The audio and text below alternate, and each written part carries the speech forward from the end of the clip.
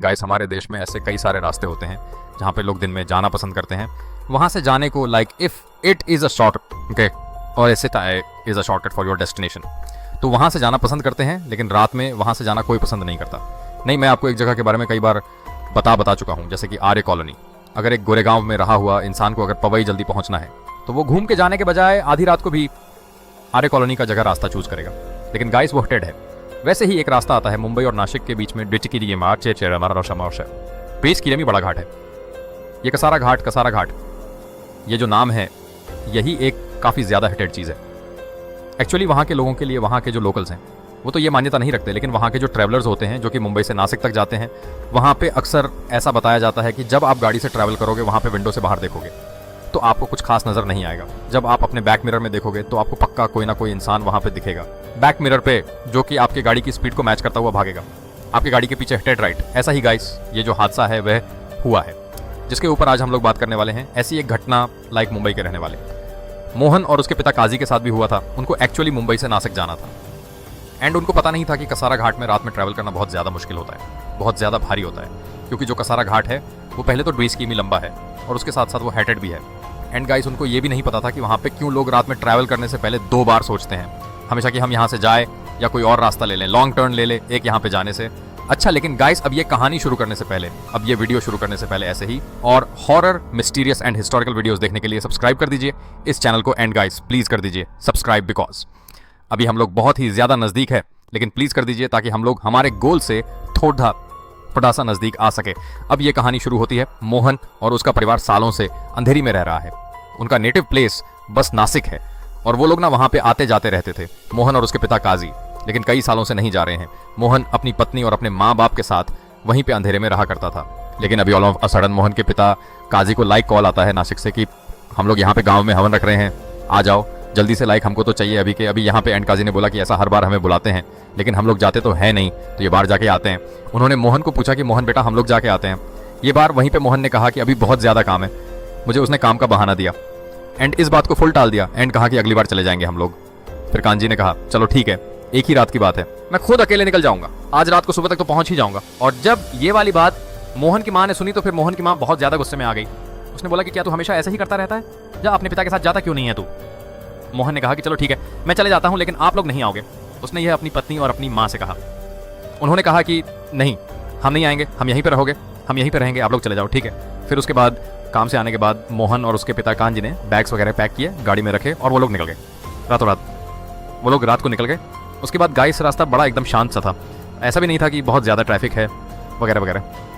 उनको वैसे तो बहुत जल्दी पहुंच जाना चाहिए, लेकिन गाइस जब रात का समय आता है ना, गाड़ी फ्री रहती है, रास्ते भी फ्री रहते हैं, तो इसका मतलब ये नहीं है कि आप एकदम गाड़ी को तेज़ी से भगा के ले चलोगे, नहीं, बिल्कुल भी नहीं।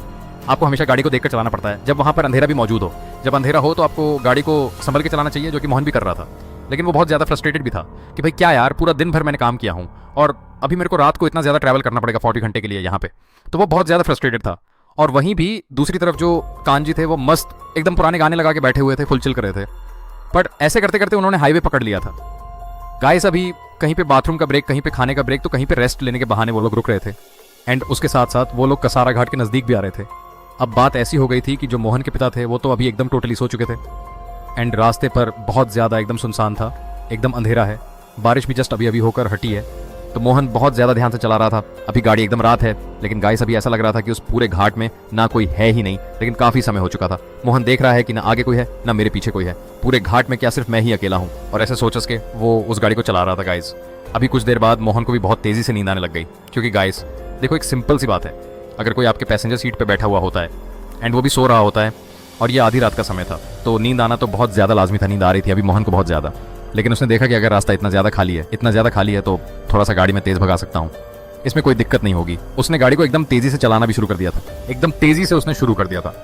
ऑल ऑफ अ सडन उसके गाड़ी के ठीक सामने एक औरत आई और मोहन ने उसको ज़ोर से टक्कर मार आती है एंड उसने गाड़ी को इमीडिएटली रोक दिया। जैसे ही गाड़ी के ब्रेक्स इमीडिएटली लगे, मोहन के पिता काजी भी उठ गए एंड उसने पूछा कि क्या हुआ। फिर मोहन ने कहा कि यहाँ पे मैं थोड़ी सी गाड़ी शायद से स्पीड से चला रहा था एंड उसके कारण एक औरत को मैंने ठोक दिया है, तो शायद से क्या लाइक जिंदा है कि नहीं वो मुझे नहीं पता, लेकिन मैं उतर के देखता हूँ। तो उसी वक्त कांजी ने उसका हाथ पकड़ लिया एंड कहा कुछ भी हो जाए इस घाट पर गाड़ी से बाहर मत उतरना। मोहन को लगा कि अब ये क्या बोल रहे हैं यार, मतलब जस्ट अभी अभी मैंने किसी को अपनी गाड़ी से ठोका है, क्या पता वो जिंदा है, क्या पता वो मुर्दा है। एंड इस दौरान मोहन के पिता ये कह रहे थे कि बाहर निकलना नहीं, ये कैसे हो सकता है। फिर उसने कहा कि पापा आप ऐसा क्यों बोल रहे हो। फिर कान्जी ने कहा कि बेटा ये कसारा घाट है, हमारे साथ साथ जितने हम जिंदा है यहाँ पे, वहीं पे जो दूसरे हैं वो उतने ही मुर्दा है, यहाँ पे आत्माएं बहुत ज्यादा है। हमारे साथ साथ यहाँ पे सिर्फ आत्माओं की ही एक बस्ती है जो यहाँ पे घिरी हुई है। बहुत लोगों का कहना है कि यहाँ पे जो भी ऐसे बंजारे घूमते हैं, जो भी यहाँ पे राहगीर रहते हैं, जो भी यहाँ से गुजरते हैं, उनको ऐसी कहानी है कि रास्ते के बीच में कोई एक औरत यहाँ पे ठुकने का मजाक उड़ाती है कि वो ठुक चुकी है और वह नीचे गिर जाती है। लोग उसकी मदद करने के लिए उठते हैं, बाहर निकलते हैं, तो फिर वो उस औरत के साथ साथ एक खाई की तरफ चले जाते हैं जहाँ पर वह औरत उसको खाई में डूबा के मार देती है। इसलिए इसी चीज़ का डर है मुझे, इसलिए मैं तुझे बाहर जाने नहीं कह रहा हूँ। उसी दौरान जब वह यह कहानी सुन रहा था तब मोहन ने अपने शीशे के लायक अपने गाड़ी के बैक मिरर पर देखा। बैक मिरर पर वो देख सकता था कि खून भरे हाथ है जो कि उसके गाड़ी के सहारे खड़े हो रहे हैं। मोहन ने फिर भी बिना सोचे समझे उस दरवाजे को खोला और वह पीछे गया और उसको देख के कांजी भी पीछे चला गया अपना दरवाजा खोल के कि देखता हूं कि क्या इसने सबसे बड़ी गलती करी है या नहीं करी, क्या मेरी बात सच निकलती है या इसकी। वो दोनों ही पीछे गए और जैसे वो लोग पीछे गए तो पीछे कोई भी नहीं था, लिटरली कोई भी नहीं था। फिर मोहन और कांजी ने एक दूसरे की तरफ देखा एंड मोहन ने कहा कि अरे पापा मैंने तो उसको अब भी देखा, मेरे बैक मिरर उसके हाथ पूरे खून से लथपथ थे, इसलिए वहां पर कोई भी नहीं था उस वक्त। ना मोहन को अपने पिता की वो वाली बात उसके कानों में ही बार बार ऐसे गूंज रही थी कि मतलब इस कसारा घाट पे कभी भी ना अपनी गाड़ी को रोकना और ना ही कभी अपनी गाड़ी से बाहर निकलना, और अगर गलती से तुमने किसी को ठोक दिया है और वो कोई औरत है और ये सारी चीज़ें मिस्टीरियस चीज़ें हो रही है तुम्हारे आसपास, तो क्यूरियोसिटी से गाड़ी से बाहर मत निकलना, वेट करना ताकि तुमको एक अच्छी चीज़ पता चल सके कि मतलब वहाँ पे कुछ है या नहीं है। लेकिन मोहन ने ये दोनों ही चीज़ कर दी थी, गाड़ी भी रुका दी और वह बाहर भी आ गया। अब डर के मारे वो दोनों गाड़ी के अंदर बैठने जा रहे थे। वो जैसे ही गाड़ी के पास थोड़ा सा पहुंचा, आगे जाकर बैठने वाला था, लेकिन उसने देखा कि गाड़ी के बैक सीट पे कोई तो बैठा हुआ है। मोहन और कांजी फिर भी अपनी गाड़ी में जाकर बैठ गए। मोहन अभी गाड़ी चलाने लग गया एंड वो उसी चीज़ों के बारे में अभी सोच रहा था। फिर कांजी ने कहा कि इतना मत सोच वो सब चीज़ों के बारे में, अब जो हो गया सो हो गया, अभी कैसे भी करके इसका सारा घाट को खत्म करो और शायद से अभी ये खत्म होने ही वाला है। ठीक है, वो लोग अभी चल रहे थे एकदम शांति से, फुल सुनसान है, कोई भी नहीं है आसपास। अचानक से मोहन ने वापस किसी को तो ठोक दिया। इस बार उसके सामने कोई भी नहीं दिखा, पीछे भी नहीं दिखा, बैक मिरर में भी नहीं दिख रहा है, फ्रंट में भी नहीं दिख रहा है, ना ही कोई खून के धब्बे हैं, कुछ भी नहीं।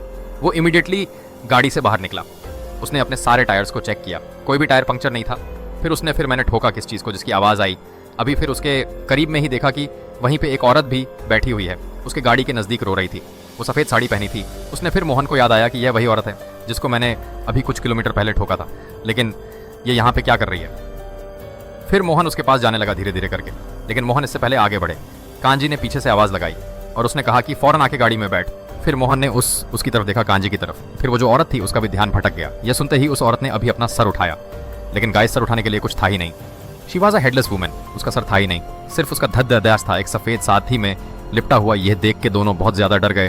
वो दोनों उस गाड़ी में बैठे और जल्दी से कसारा घाट को क्रॉस करते हुए एक ढाबे के नज़दीक पहुंचे। दोनों निकले बाहर एकदम पसीने में लथपथ, और निकलने के बाद वह एक ढाबे पे जाके बैठ गए। वहाँ पर एक ढाबे वाला था, उसने आकर देखा, उनसे आकर पूछा कि आप लोग इतना पसीना पसीना क्यों हो, क्या हुआ है आपके साथ। फिर उन्होंने कहा कि जस्ट अभी अभी हमने एक औरत को देखा जिसका सर नहीं था, बार बार वो आकर हमारी गाड़ी से टकरा रही थी। वो कौन है, क्या है, मुझे कुछ समझ में नहीं आया, बस इतना पता है कि वो जो भी थी वो जिंदा नहीं थी। ढाबे वाले ने कहा अरे वो जो भी है सब लोग उससे बहुत ज़्यादा डरते हैं, वो यहाँ की एक कहानी है, हकीकत भी है, लेकिन अभी आप सेफ हो सर। ये ढाबा कसारा घाट के बाद आता है, आप कसारा घाट में अभी हो ही नहीं। इतना सुनकर उन दोनों को भी फाइनली बहुत ज़्यादा रिलीफ महसूस हुआ कि चलो अभी हम कसारा घाट से बाहर आ चुके हैं, सब चीज़ एकदम सेफ है। फिर वो जो ढाबे वाला था वो वापस आया उनके पास। उन्होंने पूछा कि आप कुछ छाछ, लस्सी, दूध कुछ तो लोगे। फिर उन्होंने कहा कि नहीं हम कुछ भी नहीं लेंगे। उन्होंने बोला सर पानी तो ले लीजिए आप सबको, मैं पानी दे देता हूँ। उसने बोला चलो ठीक है आप पानी दे दो।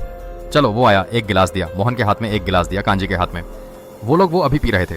फिर कहानी यहाँ पे पलटती है, एक गिलास लेकर मोहन की गाड़ी की ओर बढ़ता है। मोहन आवाज़ लगाता है कि वहाँ किसको देने जा रहे हो।